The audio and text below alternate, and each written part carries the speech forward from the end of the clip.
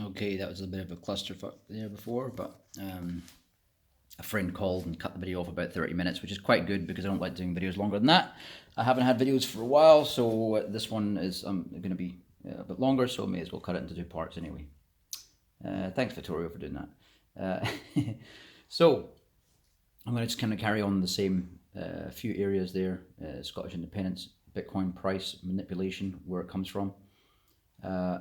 So I'm going to get another area as well on that, which is the backed and derivatives, futures trading, CME futures, and how they also play a part as well in the price manipulation. So you basically got a three-pronged approach to the attacks on Bitcoin price there, price action.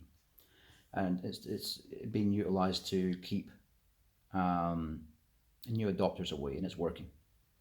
Because people just get scared of volatility, because people can't learn, newbies can't learn the simple fact of ignore your what's it called, your emotions.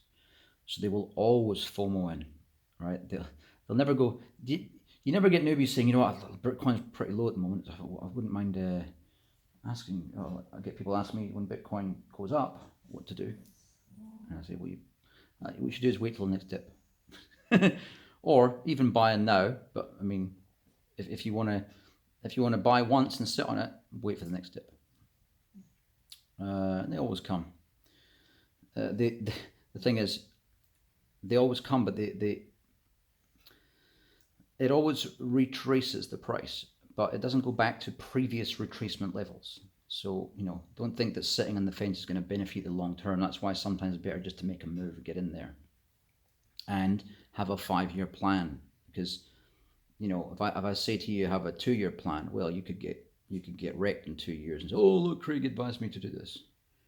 But 5 years, you can't really go wrong because the cycles happen within 3 to 4 years. So, I mean, the major cycles. So, a lot safer bet, you see. So just have a 5-year plan where, if it goes low, we'll just cope with it. Unless you're really good at shorting, making money that way, just cope with it. If you are a trading background, then maybe get into shorting it. But so besides the mining manipulation that I said before, besides the big institutions, what you also have this is also big institutions as well. So you got the whales dumping, and that might be individuals or institutions. And then you also have the institutional side creating financial devices. And this is always to rinse the market. It's always to create it's always to create a false market. So derivatives, for example, you go on Robinhood trading, you buy Bitcoin, you're not really buying Bitcoin. You're buying a token representation of Bitcoin. Reason being, no matter what point you liquidate your funds, you can never ever have Bitcoin from them. You can never move to a Bitcoin wallet. That means you're not buying Bitcoin. And that is effectively like a stable coin in some ways. Like their platform is effectively, no, the platform is a derivatives platform. Simple as that. It's a token value of something else. So you're not really trading cryptocurrencies, right? So understand that one. Getting back to the situation with the bus and the house. The house, the reason why I got this because I got it really cheap. I could probably get it cheaper if I waited till the market crash, which is definitely very, very unlikely it won't be during 2020 with the market collapse comes, global market collapse for property. Well, most of the globe, in the Western countries anyway. The reason I didn't wait till then is because I needed a base to work on the bus, a base to park it up because escape sitting in cold weather for too long. In this country, you can't just park up places. You've got to even if you've got a self-sufficient vehicle where you can just generate your own power and all that sort of stuff, you can't just park up. So I thought, well, I'd like the country. I may as well buy something here. I'll buy something cheap in case the bureaucracy is really high. It's medium level as far as I'm concerned here. I'm testing toe in the water, so I'm not going to have a big outlay for this. I will, even at the end of it, I won't have spent more than 50,000 euros in this place, and it'll just be a place like my friend has in London, where he just made a few garages and basically knocked down the center wall and then extended the front of the driveways to make it like a little lock up kind of thing where it's in the city. for much less than you'd pay for a property in that part of London. So a real good strategy there that my friend did. Similar thing here. So and if me and my friends all have these kind of places around the world, that means we've always got little safe areas to go to, you know, to fight the system and just not take part in it. That's the main thing. Was it Christopher Ryan? If you look on Jimmy, I'll try to put a link below if I remember. I've got the one for the last video to put in there as well about the Scottish Independence, the election rigging. So I may as well put that in there, and then if I do remember, put the one from Chris Ryan in there with Jimmy Dore. Really good show, Jimmy Dore. He's doing really good stuff for America to break it free from its tyrannical imposition of this, what do you call it, a permanent government that they have there. Let's hope it works. He was talking about how civilization is effectively killing us. You know, you get people who say, "Oh, the reason if it wasn't for medicine, I would have died from this abscess in my tooth." Yeah, but if it wasn't for civilization, you wouldn't have the abscess in the first place. And there's a lot of evidence that shows that the short lifespans that they talked about are just propaganda to you know, when they started moving away from when they started having towards surplus of things, farming and surplus farming, right? That's when it moved towards, so let's say up to 10,000 years ago, started moving towards this civilization. And really that is, if you really analyze it, it's the parasites, the people who wouldn't have, in a normal world where things are run by natural law, you've done something wrong, you know you have, you're going to get your ass kicked, eye for an eye, tooth for a tooth, that kind of thing. When you live in that circumstance, there is consequence to what you do. It's not just about, well, you know, I've been a complete horrible person, but the law says I'm right. You don't get away with that in the natural world, in the hunter-gatherer world, right? You don't get away with it. So what we have is a civilization has ushered in the ability for evil to take control and actually prosper, and for people who are parasites and the sloths of the world who would not be self-sufficient, wouldn't be able to fend for themselves in a normal society. They'd be the dregs. They'd be the Darwinistic dead end. You know, they wouldn't have kids or anything like that. But now we're living in an upside down world right now. So, you know, fortune favors the evil. That's what it kind of is. You know, of course, a lot of people still do okay. I mean, I do pretty well, but I'm probably doing a lot better in a world where the people who've stolen off me in the past and screwed me over actually got their beans, instead of the government protecting them, instead of a law protecting them, instead of the law trying to jail me and me having to spend ridiculous amounts of money to stay out of jail. You know, I know I would have been a lot better off in that kind of world. And it would be a lot less frustrating having to watch some sneaky evil person winning or almost winning, you know, taking you right to the wire. And then, you know, when you do win, people go, "Oh, see, the system works." No. I'm really good at dealing with the system. I'm really good at dealing with bureaucracy so I can get past these things. The average person, I know this is a fact, the average person hasn't got the wherewithal to go through this. I only know what I know by living in so many countries and having certain jobs that I've had in life that have allowed me to deal with such bureaucracy, working in government sector, that kind of thing. The average person doesn't have that equipment, you know, mental equipment. So anyway, so I thought I'll just go in with the toe. We'll see how it goes. There's certain things that they shouldn't be able to charge. I'm going to work out what's the best way to be in this country, whether it is non-domicile like I am in the UK. I'm non-domiciled there, therefore I don't pay tax in the UK because I don't live in the UK. Although I'll stay there for a few months a year if I can. Especially if Scotland gets independence, I'll probably stay there 5 months a year, or probably even more, and start paying taxes in Scotland, as long as the Scottish government becomes pro-cryptocurrency. I will never pay taxes from cryptocurrency unless it's a case of me breaking the law, but I'll never pay taxes in the country. I'll find a loophole, if any exist, not to pay taxes in crypto to any country that's against crypto. Why the hell do they deserve the profits from that I'm making out of something that they actually hinder and hold back? This is why I left America. They don't deserve anything from what I do in crypto, and they won't get it. And it's another reason why I didn't cash out, because I didn't want them to have an excuse to be able to tax me in that country. You know, I'll be damned if I'm going to cash out just to have them. You know, some might say it was stupid. If you take the principle away from it, yeah, it probably was to not cash out when it was 20k a Bitcoin. and then effectively short it, or even take half that and short it. But you've got to be a man of principle, I think. You can't have someone advocating one lifestyle and then their lifestyle being wrong, but they're reaping the rewards from the opposite lifestyle that they're trying to say is wrong.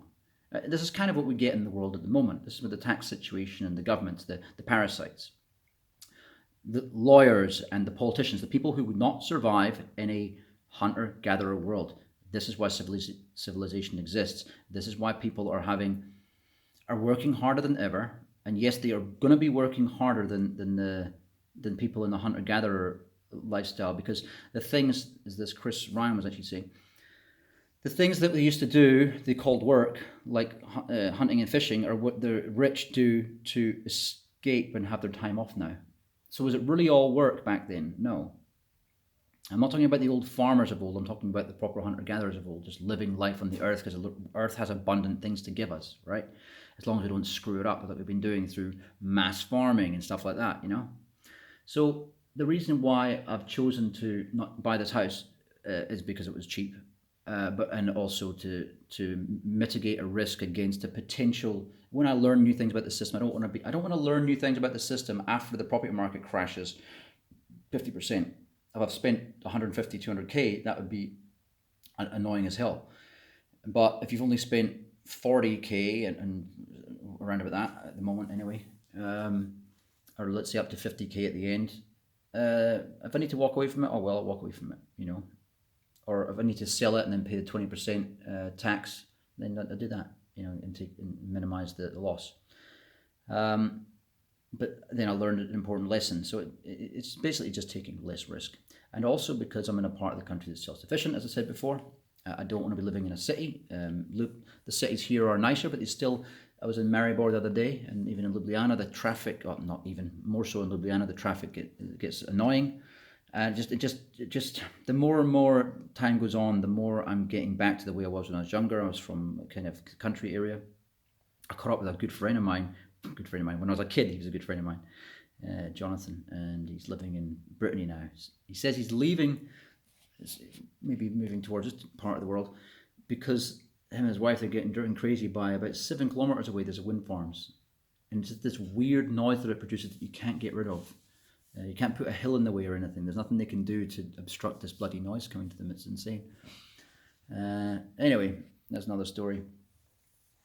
So what have I covered? The Bitcoin stuff, the manipulation by all different factors. So yeah, there's cycles. If you look at technical analysis, that will steer you wrong a little bit, and that is if you don't pay attention to indicators. So some of those indicators, when are these CME futures expiring, right? Futures contracts. This backed situation as well. The situation with stable coins as well. The fact that it might have been Bitcoin itself might have been artificially pumped up to 20k prematurely by these stable coins coming on the market. You know, there's a lot of things that really go into the manipulation. One thing you'd be sure of though is that let's say, for example, on what I was saying before, let's say the price is going to break through. So this bouncing effect going between 10, potentially 11.5, and going down to 8, potentially 6, or the ultimate low that will probably happen only once, it could go to 3. But let's say when it does bounce up, let's say it bounces off of 6. It's heading now towards 11.5. It's heading to 12, 13, 14. Boom! It's broken 14. Right, previous high a few months ago. Even if it's heading towards 20k, even if it's heading towards 16k, sorry, there's still a high chance it's going to come back down again. Especially if it hasn't hit that bottom of, I think, somewhere between 3 and 6k. If it hasn't hit there, it's just going to be a bigger rinse. It's all manipulation, so they can pick up more, so they can shake out weak hands, right? And if let's say longer term, let's say it is the time. Let's say it's the time that it's going to break through the 20. That means it's going to be heading towards somewhere, I think, between 55 to 100k. Yes, that high. When it reaches that next high, let's say it reaches 55k, or on the conservative side. So it hits 55k. When the next pullback comes, it'll still go towards your who knows, even down to the 10k mark, what we think what it could go to then. It would probably be something around the 10 to 14k mark that it could pull back to. So it's not the end of the world. Never go chasing in, never FOMO in on stuff. Let the market come to you, as they say. And split your risk. You know, if you shorted and the prices are going down, but you think it could actually have a bounce, then maybe do a partial sell-off. I'm just speaking to traders now, so I shouldn't really be talking about that. I'll just stick to talking of where I think the low is going to be. That's where I think it's going to be. Maximum low of 3. I'm pretty sure it'll only happen once, and after it's hit that, that's where it will take off, because the accumulation will build a frenzy, and that frenzy will then feed new market adoption, hype, because people are idiots and they're driven by emotion. Once they see people get, oh, look at the money, my friend, he bought in at 3 and he made this much, and that jealousy and that, oh, look what he's got, that's what drives every single adoption cycle, unfortunately. Luckily though, see, even when people get burned, if you enter crypto and you learn it, but you get burned, as long as you've learned it, you're going to probably stay in it anyway, even though you got burned, because you understand. Once you understand, you can't go back to unseeing it. It's like the Matrix. Once you see the truth, you can't go back to not seeing things as it is, and that is really the red pill existence in the world that we have today. Once you see things for how it is, once you see 9/11 and the collapse of the building 7 that wasn't hit by anything, didn't, the only thing, it still had a bomb going off, still had some bomb sound going off. That's a bit strange, isn't it? Collapses like it's a controlled demolition. First building in the world to collapse, first steel structure building to collapse in the world from fire. So we're building 1 and 2, but I mean, they've got the excuse of the planes going into them, if that did happen. We would lie to you about a lot, but Building 7 does say it all. It's not a maybe. The conspiracy is not a theory. The conspiracy is a fact. So anyway, once you see it, you can't unsee it again. There's a lot of these kind of things in the world where once you see how the paradigm of government works and about their parasitic nature, you can't go back to seeing, no, there's a valid place to the people, because there's not. The world's not a better place than it was before. The world's a place that fed the systems, the paradigms they put in place, which was, we need endless growth. We've got overpopulation. We've got overconsumption of resources. We've got basically the balance is out of kilter. That's why things are degrading. It's like if you use something every day, it's fine. If you give it to all your friends to use, and you're all, the thing's going to wear out really quickly. It's getting overuse. That's what we're getting with the world right now, and that's all to service this false paradigm. Everyone work harder, work harder, work harder. Hang on, we're all these robots that are meant to make my life easier. Oh, they're working for Bezos. Oh, so he can make more profits to put more people out of work so that more people can't afford to buy things. Hang on, that's going to kill capitalism without even putting socialism in its place. And what does that equal? If you have no capitalism and no socialism, well, you're effectively back to having an anarchist world where you're self-sufficient, living like a libertarian kind of, But the only difference is that all the things that are belonging to the earth that an animal could use, you can't use because of these legal contracts that say this bastard owns it, right? That's the future that we end up with if we let this continue, or if we don't escape this, or if we don't manage to break away and have another separate society. Something needs to happen. So, what were those 3 things again? There was the Bitcoin thing, cover that. I think we know where we're going there. And me, what I'm going to be doing, I'm going to be shorting between 10, and if I think there's going to be very strong indicators showing that it's going to go down from, let's say next time it goes up to 10 or 11, if there's very strong indicators, it's going to be a free fall. Even if it's going to go down to, let's say 7, I might only sell out half at that 8 grand, and I might keep the other half in there in case it hits the 3k mark, and then because you really are making much more profit then. If it doesn't, and you see in the upswing, I would be minimizing my losses by selling off at, let's say 9, because then it's probably going back up again, maybe make another sell again. So I would never tell people to short in any other market, especially not a bull market. I just don't think we're there yet. I don't think we're there for quite a while. Maybe halfway through next year, maybe quarter way through next year. I wouldn't want to make a long-term prediction.